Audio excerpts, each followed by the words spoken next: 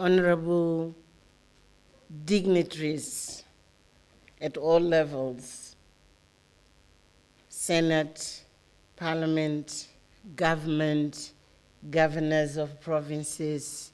I'm sorry I'm not good in protocol, so all protocol observed. Let me say how happy I am to come back to Rwanda. For some of you who do not know, in 1994, I had been just appointed by the Secretary General of the UN to undertake a study of the impact of conflict, armed conflict, on children. So my first country to visit was Rwanda, 4 months after the genocide. And for those of you who are adults, you remember what it was. I faced my really challenges of how to understand the impact of war on children in this country. I visited prisons where I found children who had been involved in genocide. I visited displaced camps. I visited refugee camps at the border. I spoke to hundreds of people, parents, teachers, doctors, leaders, you name it. I spoke to my president, President Kagame at the time. And I can't describe what it means whenever we come back to Rwanda, how much, it's not progress, it's a profound transformation which happened in this country. Very, very profound. So I want you to know that we take pride in what you have been able to conceptualize as the way to rebuild from ashes. Not only the country, I think more importantly, to rebuild the human spirit and the soul of the nation. So we are here really to celebrate with you and to tell you that any African who has a sense of dignity will take pride on who you are. I will take you a bit to explain why this initiative of New Faces, New Voices. I've been, as many people say, activist on women's rights and children's rights. I have been because I'm ancient. Women don't say, by the way, that they are old. So I'm ancient. I've been involved in the struggles of our people, particularly of women, since the time I joined the liberation struggle. And then I was in government. And we defined at the time that political participation was the core of being within institutions which can shape, of course, they can shape institutions, they can shape constitutions, they can shape laws, they can shape, policies to develop.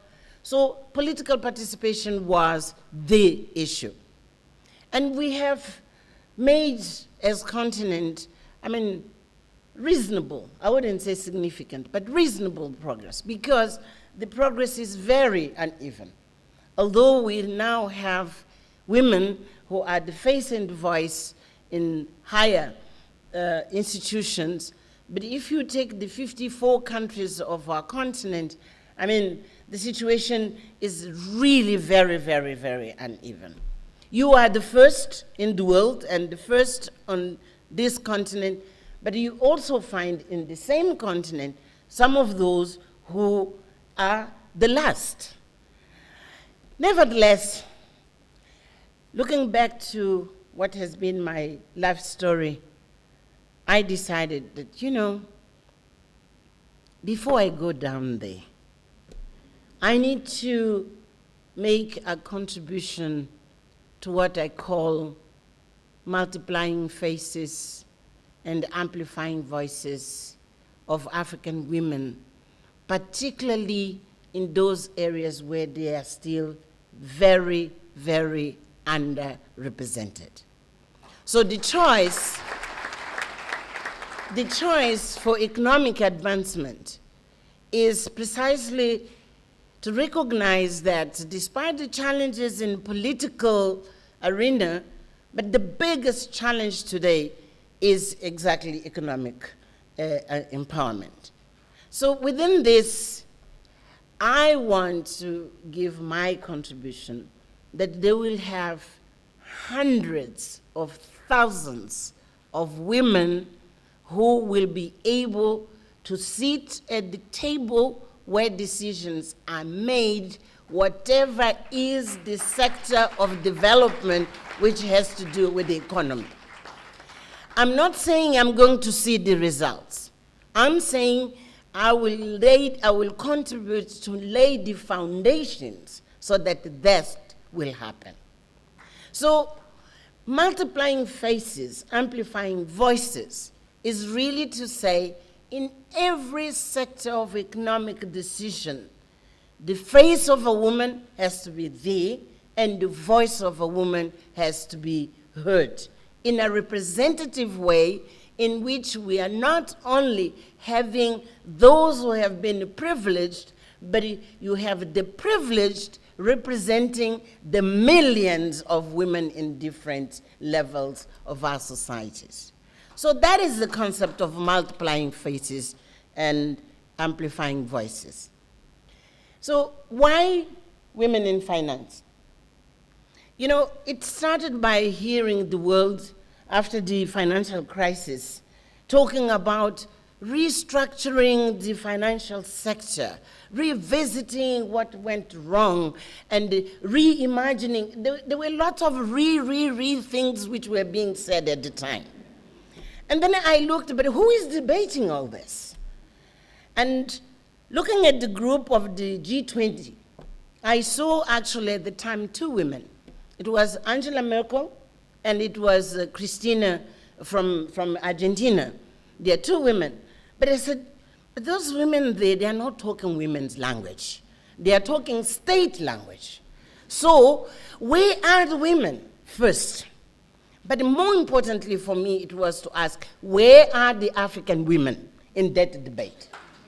Because while they restructure, if we are not part of that restructuring, it means, again, we'll be left out. Whatever they're going to come up with, then much later we'll discover that we as women, we were not part of a rethinking and reimagining this new financial system. So I decided to call a group of, I'll be short about this, but I decided to call a group of young women in the financial sector, one of which is Nomsa Daniels, who is now the chair of our network. So the challenge for me it was, you know, the world is moving. Where are you? You are in banks, you are in development institutions, but with financial sector, whatever, you are there. But I don't see your voice, I don't see your face, and I don't see your voice. I want you to organize yourself and to take, at the language at that time, I want you to take the center stage in that debate. So we took long time, weeks really, months to conceptualize how it would be. But short, so that I don't become too long, we defined the financial sector as a priority. One, not to miss the opportunity at the time.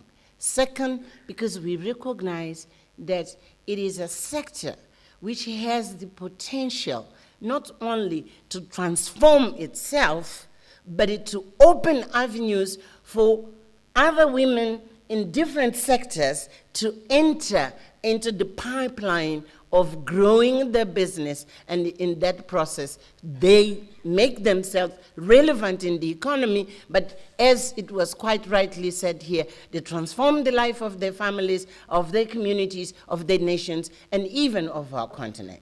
So it was strategic for us to start with finances. Let me describe a little bit what we understand about this. One, we are working really to make sure that women in financial institutions, whatever they are, they have to be at the leadership in a significant way. To bring, a leadership style which will be different from how, financial sector functions.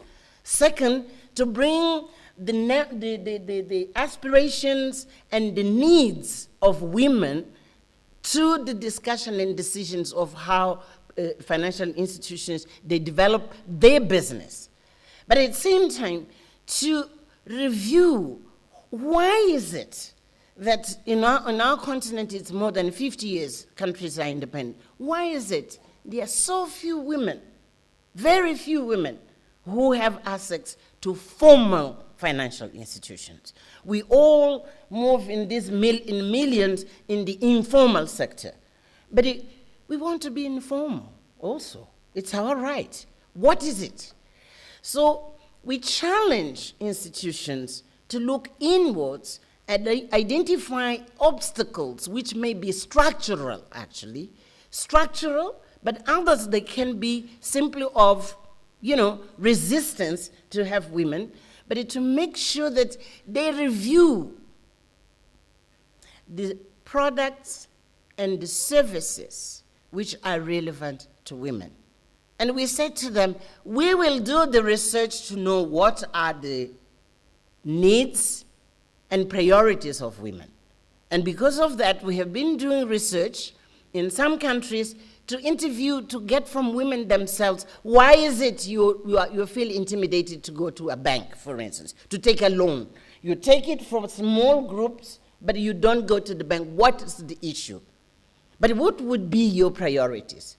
Understanding better who the women are, what are the needs and aspirations, but at the same time challenging banks to, as it was quite clearly here outlined, it is in the benefit of banks themselves to work with women. It's not a favor.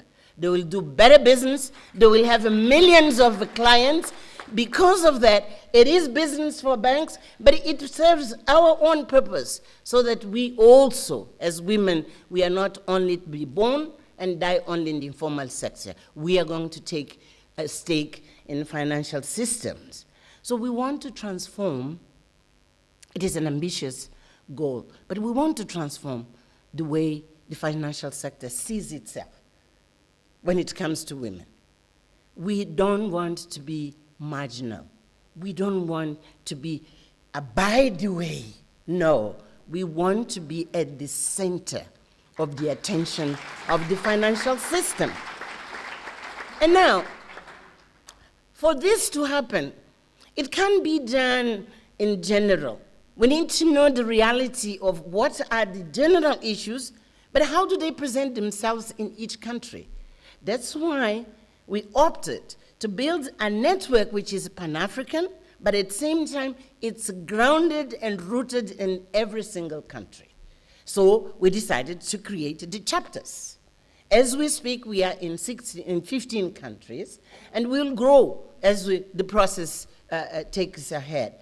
But we need to understand the specifics of each country, and each country has its own way of rethinking and also of strategizing, of defining priorities and how to engage them with government, with parliament, with financial sector, with business community, and more importantly, each country will know how to address the millions of women and to empower them to say, yes, we have the right, and because we have the right, we are going to exercise it. So the option for us of this network is not only to make noises at the African Union. No, no, no. We want to be extremely relevant at national level so that when we speak at continental level, we bring exactly the voice of the millions we are talking about. And we really know we can bring examples of what is happening in Rwanda, what is happening in Uganda, in South Africa, in Mozambique, in the DRC. Very, very, very concrete. So we are a network which means serious business. And my girls, as I call them, they know this. Having said this, I want really to ask you, let's give a round of applause to this chapter, please.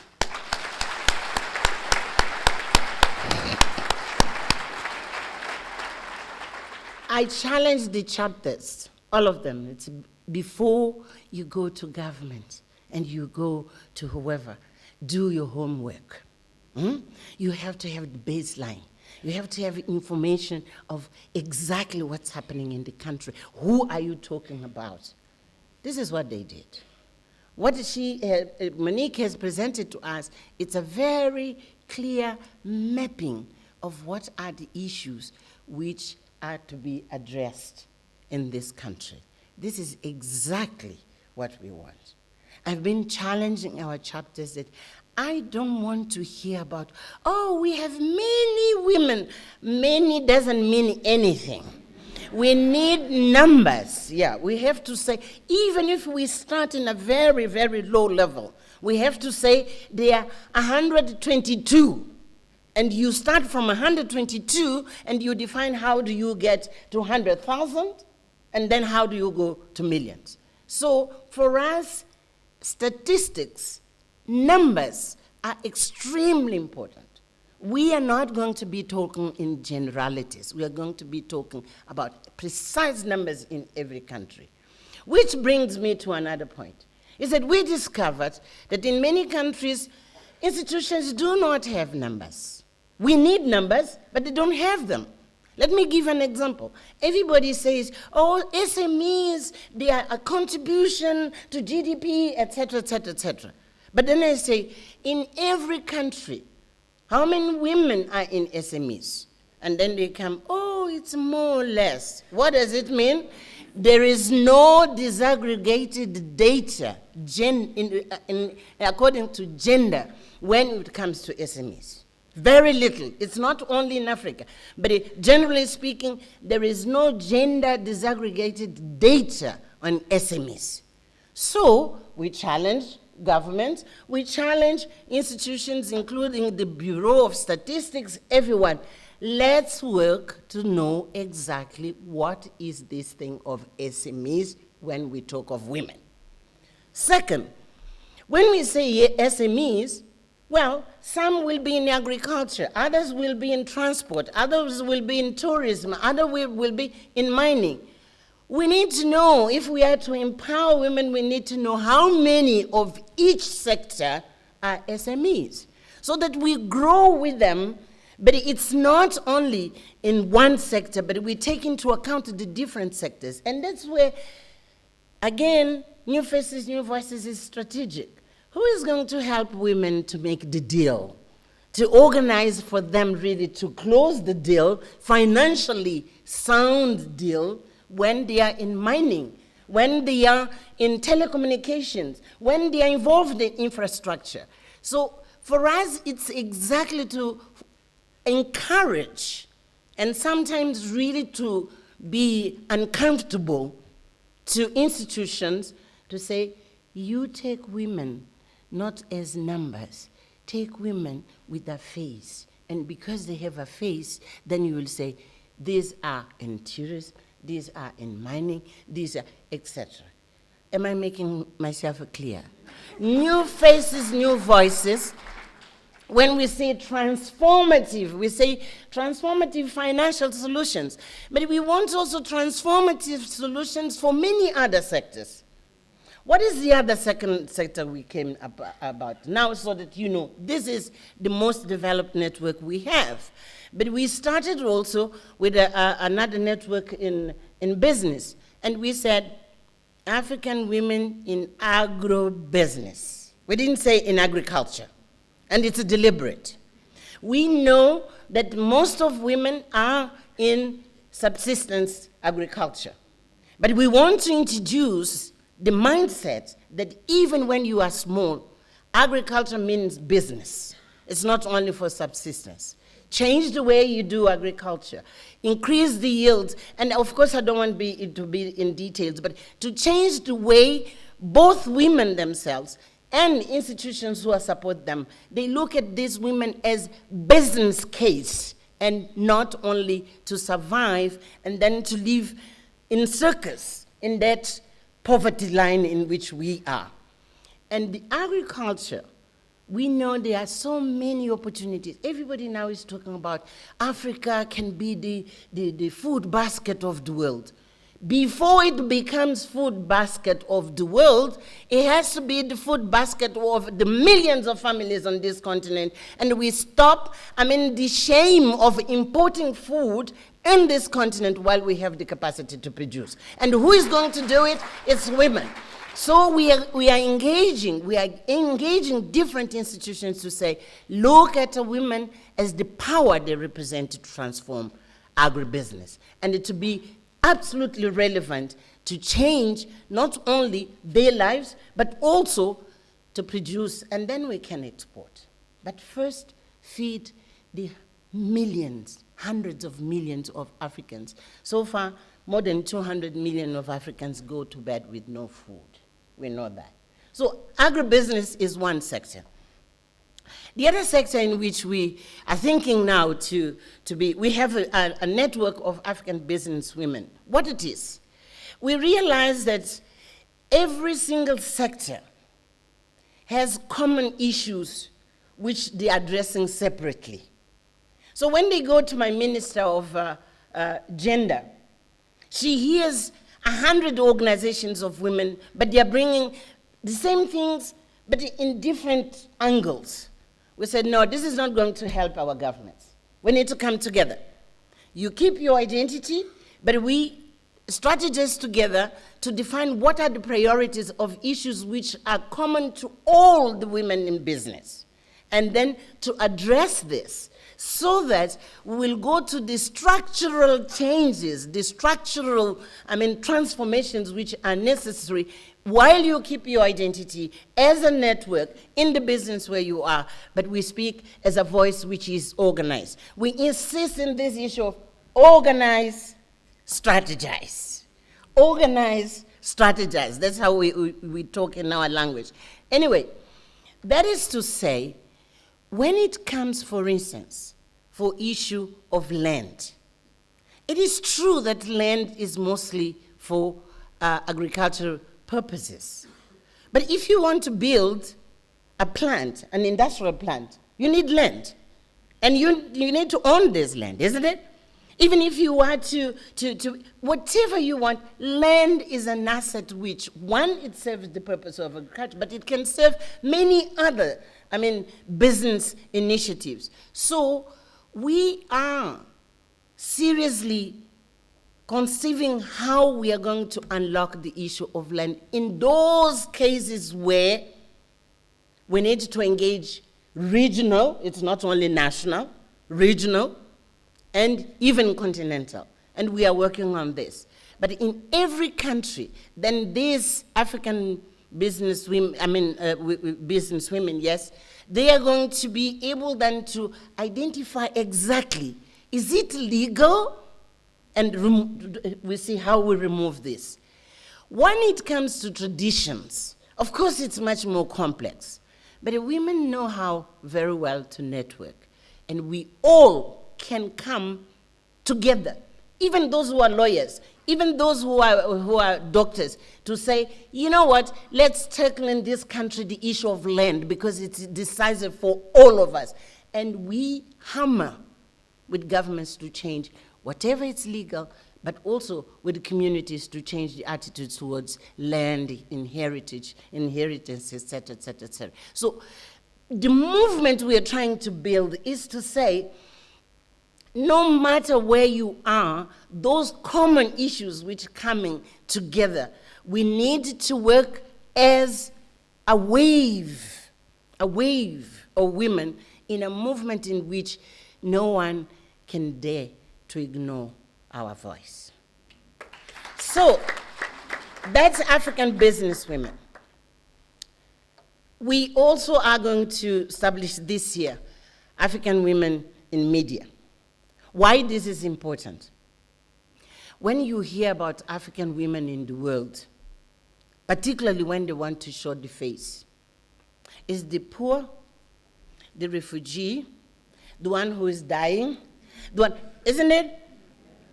You brilliant and beautiful women who are sitting in this room, you are not the face of Africa outside. The face is that one. Yet, we know how much of creativity, of brilliance exists amongst women. Who is going to tell this story? We have to tell this story ourselves.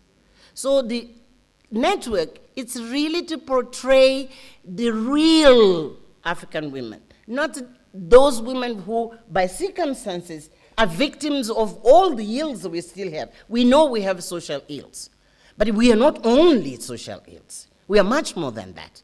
So we need to have an instrument which takes the face and the voice again of African women, first for us, to empower ourselves, to know about one another, to know about the excellent work that is being done in Rwanda, to be known in Niger, to be known in Namibia. We don't know enough about ourselves.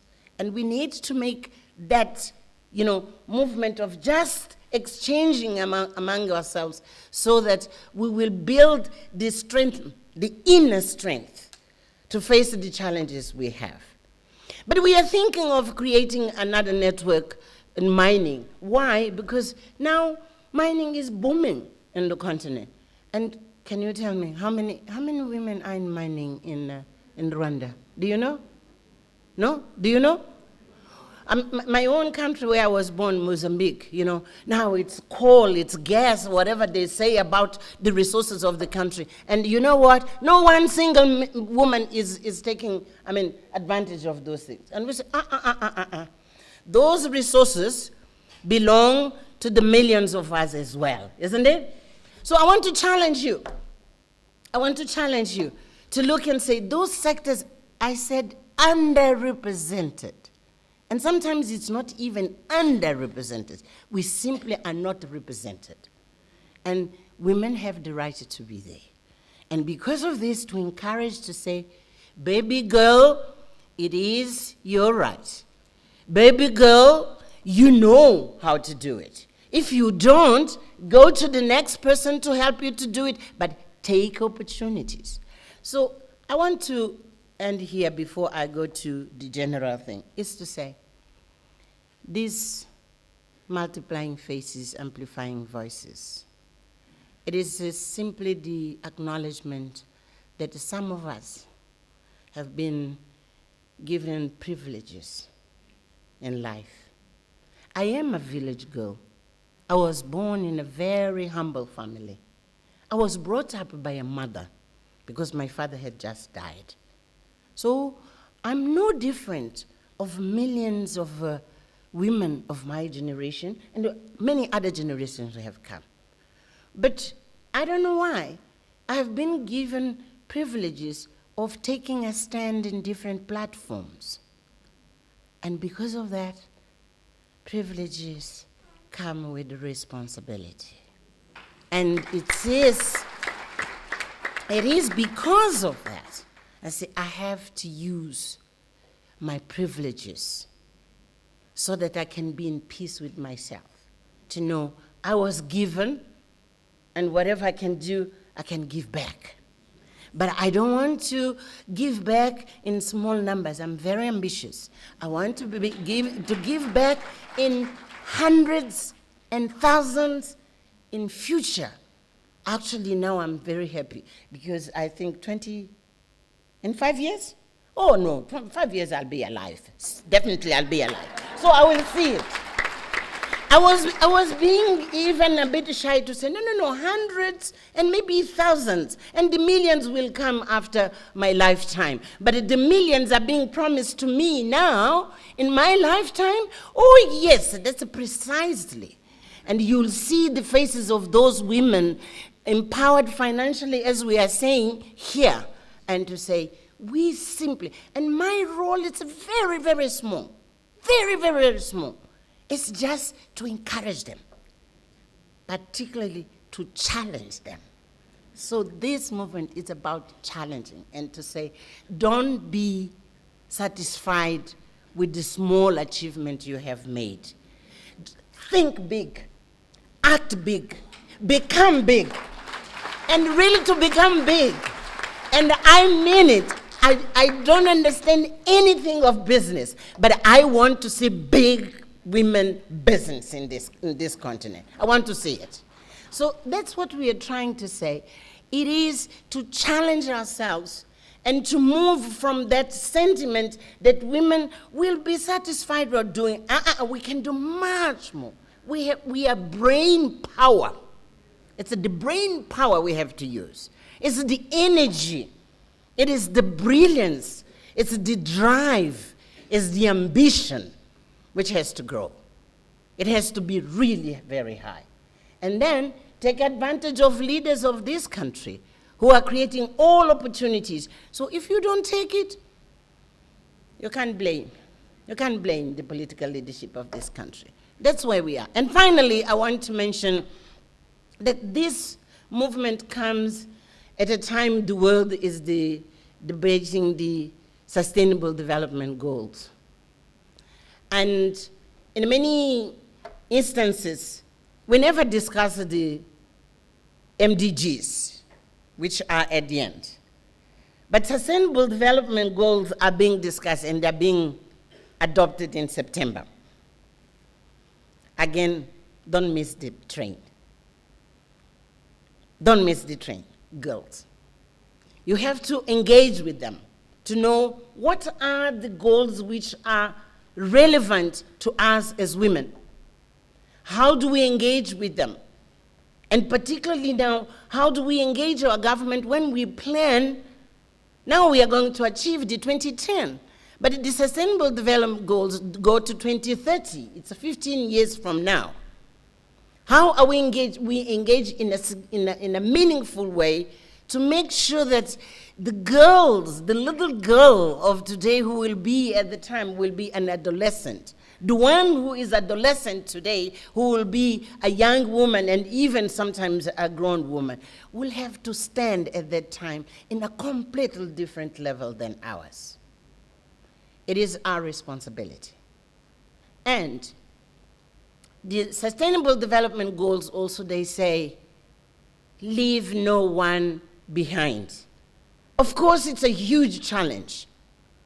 This continent did not achieve the MDGs. Rwanda is one of the few countries who is going to has met actually some of the MDGs. But most of them know. But we have a chance of using, the movement in the world, as they use the word, to leapfrog. And to make sure that we use not only resources, technologies, the goodwill which are there, to change the face of our continent, but more importantly, to put women in a different stage in 15 years. So our goal is national, but globally, women of this continent have to be on a different level. It's unacceptable that women will continue to die just because they are giving birth.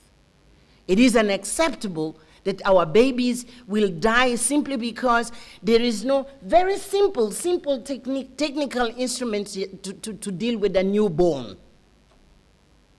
We have to engage with SDGs in a significant way, not in our small way, but in a broad understanding of how we change our lives, how we change our nations, how we change our continent. I will end up saying this. Women have to take the center stage I'll repeat this, center stage. It means women have to grab that place where the fundamental decisions are being made around our lives, around the development of our nations. All of you, you have the knowledge, you have the expertise, you have the capacity, you have the drive. But many of us in this room, we are really privileged. And because we are privileged, let's use that to say, new faces, new voices. And those faces are to be sitting where decisions are being made. And those faces are to make the voice of millions of African women not only to be heard, to be taken into account, and to influence whatever are the decision of shaping the future of all of us. Thank you very much.